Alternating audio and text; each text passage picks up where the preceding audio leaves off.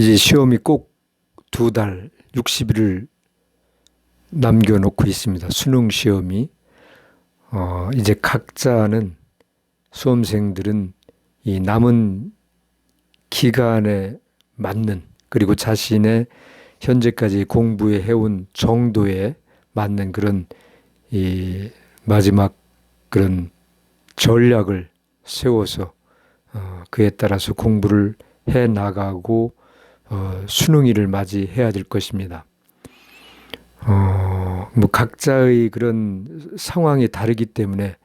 일률적으로 얘기를 할 수는 없겠지만, 여하튼 다들 욕심을 내는 것이긴 하겠으나, 그러나 더 새로운 많은 것을 배우려고 하기보다는 이제까지 갈고 닦아온 것이 있다 그러면은 그런 것을 더 이상은 잊어버리지 않고 실수하지 않고 바로 꺼내서 문제를 풀 수 있는 그런 것에 초점을 맞추어서 공부를 해나가고 결국 이제까지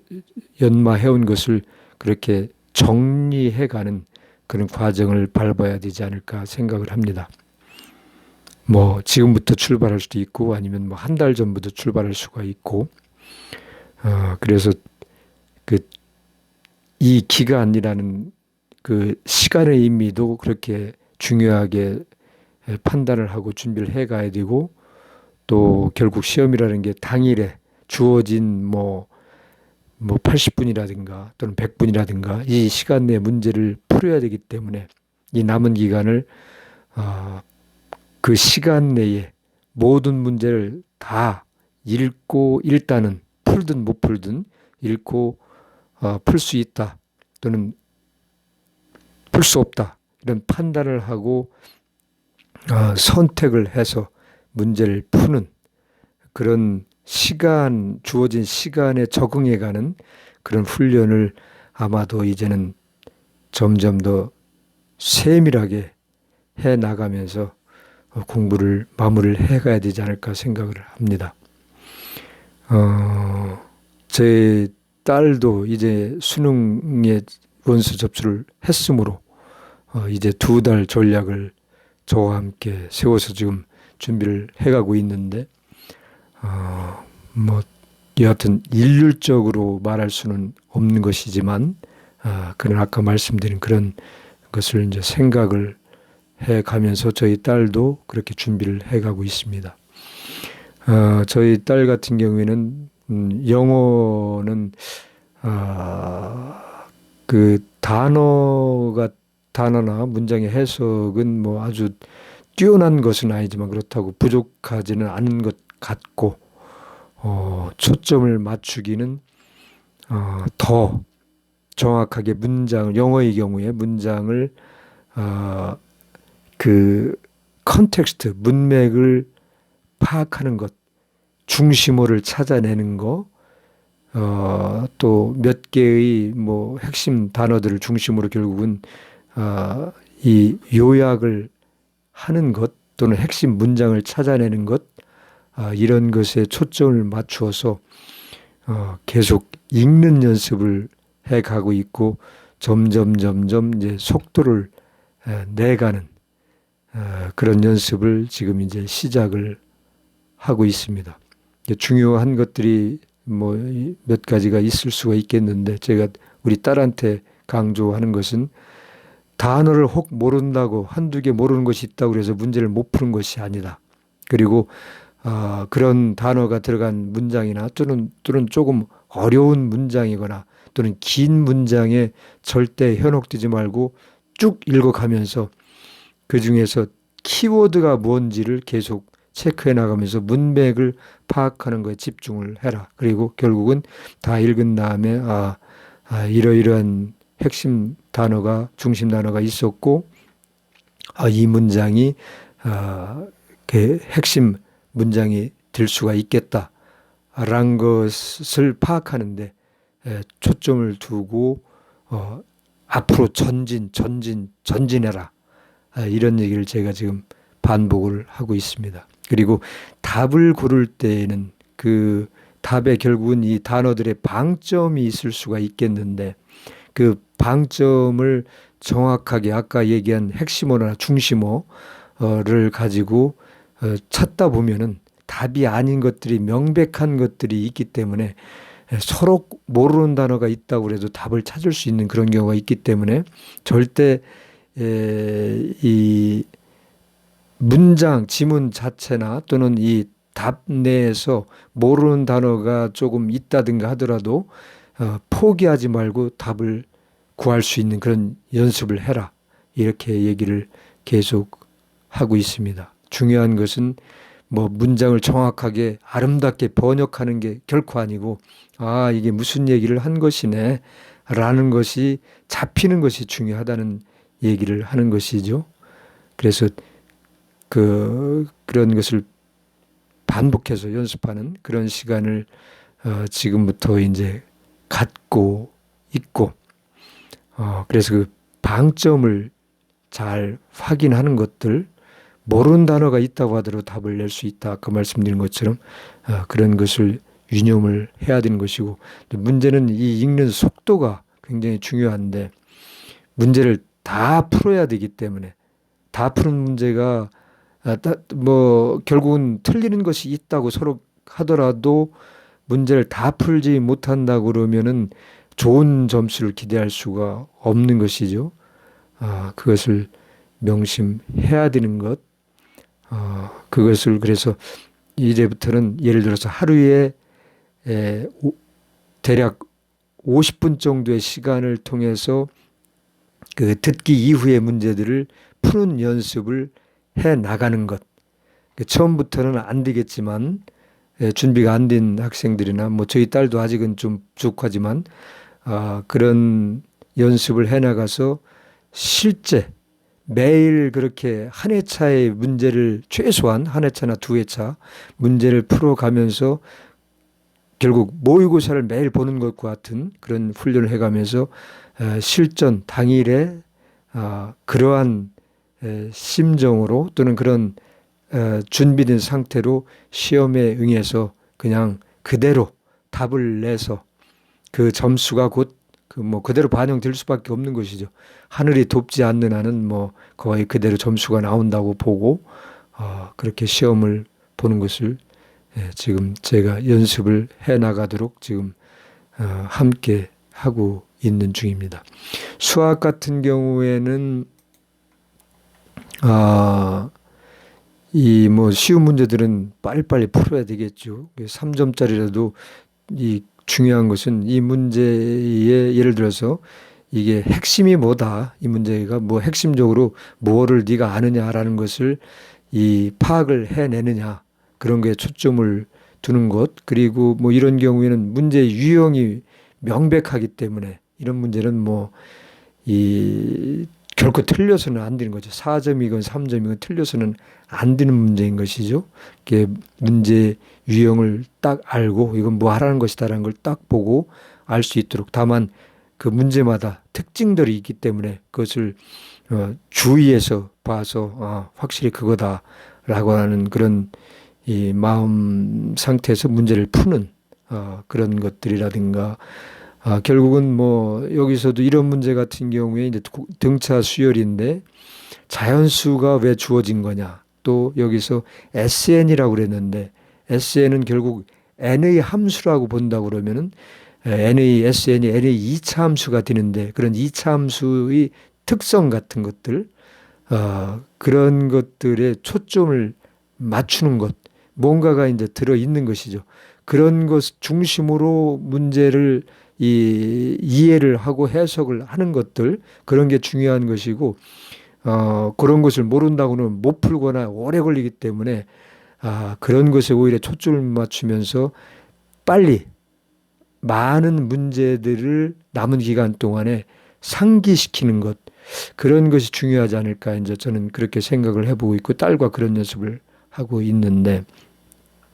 이런 문제에서도 미분 가능하다는 것이 무슨 의미가 포함되어 있는가라는 것들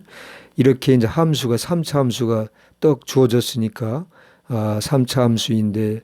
0을 통과를 하겠네요. 그러면서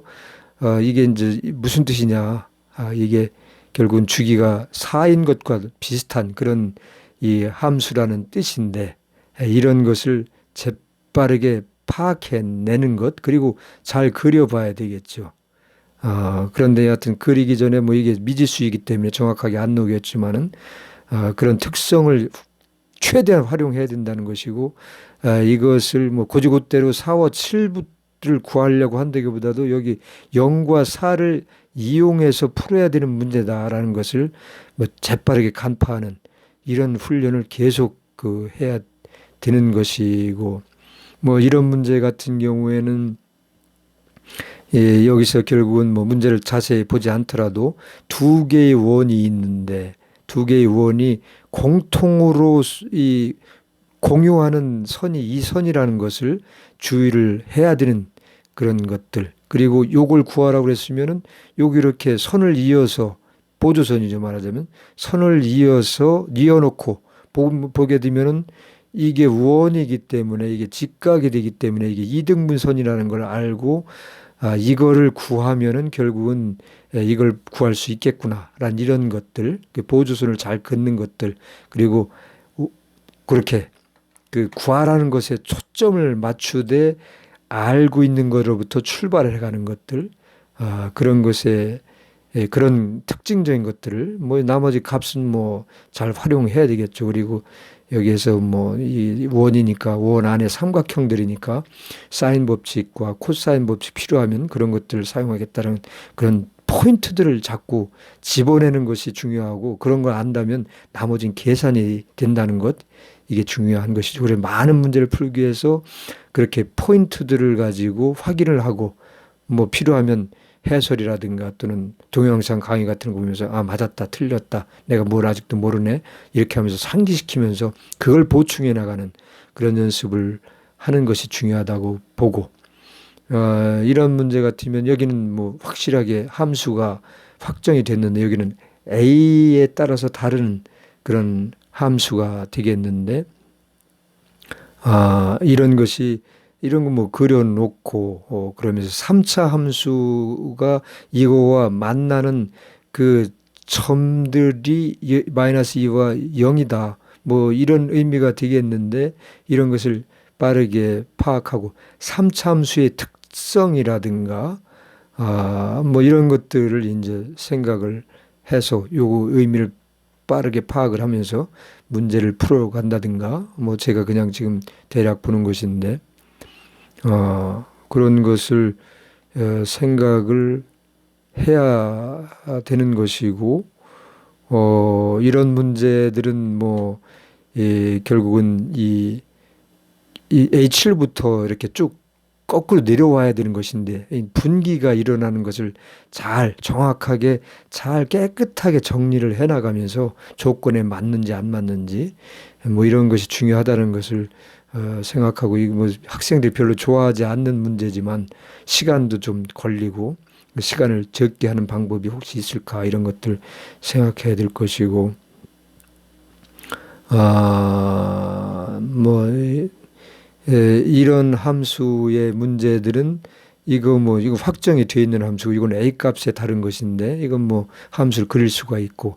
요 놈은 딱 봤을 때 이게 x가 2면 여기가 빵이고 2다 라는 것에서 2와 2를 이 gx는 a가 아무리 변해도 2와 2를 지나는구나 이런 것이 눈에 이렇게 들어오는 이런 훈련을 계속 해야 되는 것이고 이걸 그려서 그러니까 a에 따라서 이제 함수가 바뀔 텐데 그거를 시행착오를 할 거야 아니면 그런 이 a 값을 변화시켜 가면서 이런 범위 내에서 변화시켜 가면서 뭐 문제를 풀어야 되겠구나라는 것들 그리고 이게 4점에서 만나도록 한다는 것이 의미가 뭐냐 이런 것들 이 생각을 해야 될 것이고 그렇게 문제 특성을 보고서 이런 문제 같은 경우에는 함수가 이렇게 나눠져 있는데 구간에 따라서 이게 요 함수가 딱 보면은 이 함수와의 관계가 이렇게 눈에 보여야 되는 것들, 절대값을 씌웠지만 절대값을 두려워할 것이 아니라 요 속의 내용을 보고 뭐 절대값 씌워버리면 되는 것이니까 그런 거에서 뭔가 숨어있는 의미가 있을 수 있다라는 것을 생각을 한다든가 실근의 합이 GT다라고 그러면은 실근의 합을 전부 이 T에 따라서 그 합을 그 값을 뭐 계산을 해내고 그것이 갖는 모양새가 어떻다라든가 등등 뭐 여러 가지를 생각할 수가 있겠죠. 이 나름대로의 그 문제의 어떤 그 특징들 푸는데 결정적인 역할하는 것 결국 뭐 이 조건이라는 것을 이해하는 것이 파악하는 것이 가장 중요하겠지만은 그런 것을 상기해 보는 것 이런 연속에 대한 문제들이라고 그러면은 이걸 이제 정확하게 그리는 게 제일 편하고 뭐 이 출발점이 될 것이고 이걸 곱했다라는 것이 어떤 의미가 있는데 그래서 연속이 된다는 게 도대체 어떤 의미냐 결국은 0이냐 아니면 함수값이 같으냐 두 중에 하나일 것인데 그런 조건을 맞추는 것 맞춰내면서 결국은 이 A, B를 결국 확정하는 그런 문제가 되겠는데 이런 것이 무슨 의미로 이게 주어진 것이냐 이런 것들 뭐 일반적인 얘기가 되겠지만은 저는 이제 미적분을 주로 본 것인데 미적분에서의 뭐 3점짜리가 있고 4점짜리가 있는데 역함수가 주어졌다 그러면 역함수의 특성 그것을 반드시 활용을 해야 될 것이고 역함수의 미분 같은 것들도 알아놔야 되는 것이죠. 그러면서 이게 연속이라고 주어졌는데 이게 그런 것이 갖는 의미가 무언가를 정확하게 한 가지가 아니라 몇 가지라도 있다면 찾아내야만 문제를 풀 수 있다라는 것을 생각하고 접근하는 것들 그런 특징 문제를 보고 그런 특징을 이 문제를 푸는데 결정적인 그런 키의 중간 키의 역할하는 그런 것들을 찾아내는 그런 연습에 초점을 맞춰야 되는 거예요. 계산을 하는 것이 아니라 뭐 복잡한 문제 같지만 뭐 잘 보면 아닐 수 있는 그런 것들을 파악을 하는 연습을 하는 것들 뭐 이런 것들은 뭐 F0가 제로라든가 하는 이런 기본적인 것, F'X가 뭐 어떻다라는가 그런 기본과 관련이 돼 있다라는 것. 30번이지만 그렇게 어려운 킬러 문제가 아니기 때문에 이 조건들을 잘 이용을 하면은 이해를 하면 이걸 그릴 수가 있다면 그리면서 그릴 수가 없겠지요. 이건 속의 것만 그릴 수가 있겠죠. 이런 것들, 이게 의미가 이제 무엇이냐, 이게 갖는 의미가 무엇이냐, 이런 것들을 파악하는 건데, 이게 무슨 의미인가를 이제 해석해낼 수 있는 그런 힘들, 이것이, 여기 숨겨진 의미가 뭐냐. 그래서 이런 문제를 풀 때에 중간에 어떤 값이 나온다든가 또는 연립 방정식이 나온다든가 뭐 그랬을 때에 그것이 갖는 의미가 무엇인가를 계속 주의해서 거기서부터 다시 출발점을 삼아서 문제를 풀어나가는 그런 것을 생각해야 된다라는 것.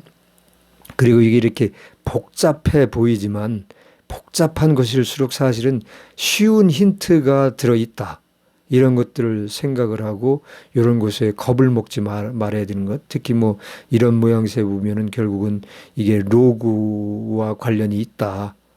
이런 것이 로그를 미분했을 때의 모양새와 관련이 있다. 이런 것들이 눈에 들어와야만 쉽게 문제를 풀어나갈 수가 있겠죠. 물론 이제 실제 계산을 하다 보면은 시간이 걸리겠지만 그런 특징을 이렇게 파악을 하지 못하고 이게 뭐지 하는 시간을 갖는다 그러면 이런 문제를 풀 수가 결국은 없는 상태라고 볼 수가 있겠습니다. 뭐 이런 정도하고 국어 같은 경우에 뭐 영어와 마찬가지로 문장을 국어는 그 영어와는 다르게 긴 문장들 이런 것들이 있는데 과학이나 기술이나 뭐 경제 법률 또는 경영이라든가 또 많은 부분은 이 문학이나 역사나 철학과 같은 그런 지문들이 있는데 그 특성에 맞게 문학이나 철학, 이 문과 쪽의 그런 지문들이라면 해석을